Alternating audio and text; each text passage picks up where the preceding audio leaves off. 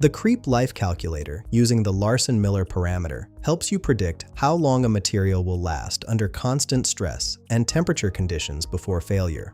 Let's start with the inputs. First, select your material constant C from the drop-down menu.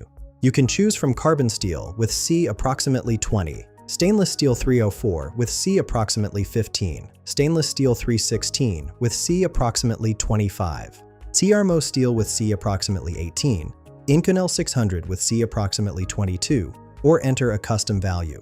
For this example, I'll select stainless steel 316. Next, enter the temperature in Kelvin. This is your operating temperature. Then input the applied stress in megapascals, the constant stress your material experiences. If you selected custom value earlier, you'll also enter your custom C value.